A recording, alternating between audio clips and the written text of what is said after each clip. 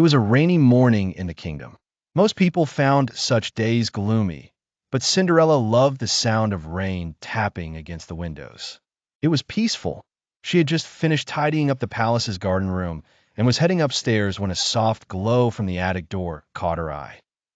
Curious, she tiptoed up the creaky stairs, opened the attic door, and found something that made her gasp: a wooden box glowing faintly, covered in dust and cobwebs. The lid bore a symbol, a silver paintbrush surrounded by stars. She opened the box slowly.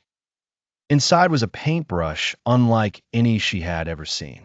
The bristles shimmered like silk under moonlight, and the handle sparkled with tiny gemstones. As soon as she touched it, a warm tingle rushed through her fingers. Words appeared inside the lid, glowing. Back in her room, Cinderella dipped the brush into a pot of old paint. To her surprise, the color instantly turned bright gold. She decided to test it. On a blank canvas, she painted a rose. As soon as she completed it, the flower began to shimmer. The rose bloomed off the canvas into real life. Startled, Cinderella stepped back. The rose floated gently into her hands, still warm and smelling of spring. "It's real," she whispered. "This brush, it brings things to life." She spent the afternoon experimenting. As the sun set, she heard a voice behind her. "I see you found the brush," said a soft, musical voice. Cinderella turned around and saw a tall woman in a cloak made of starlight. Her hair flowed like silver threads, and her eyes sparkled like galaxies.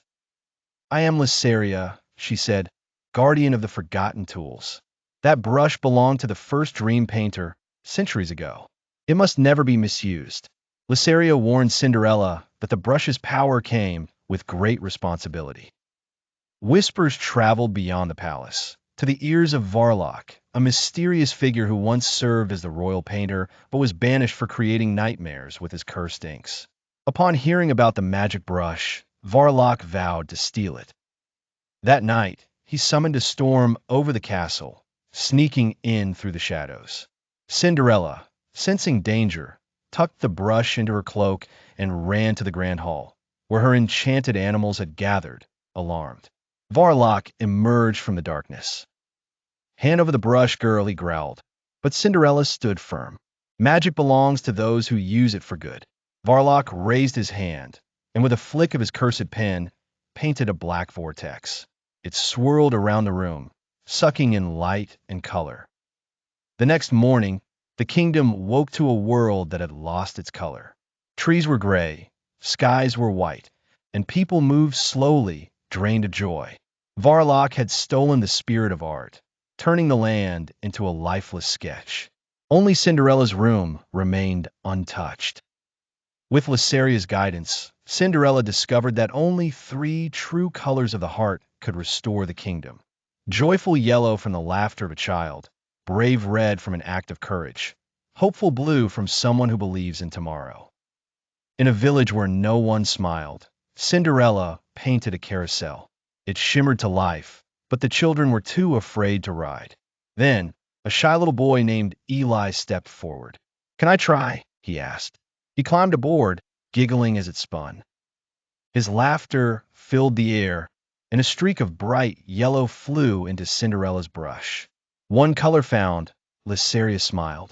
Next, Cinderella visited a town where shadows lingered. A bridge had collapsed in the storm, and a family was stranded on the other side. Without thinking, Cinderella used the brush to sketch a temporary bridge over the rushing waters. She helped them cross safely, and felt the brush glow as brave red pulsed into it. 2 colors down, but the final color was hardest to find. Hope had been buried under fear and sorrow. Cinderella traveled far and wide, trying to spark belief, but people were too afraid. Finally, she found a broken-down orphanage with faded walls and sad eyes. There, she met a girl named Lena who still believed in stars.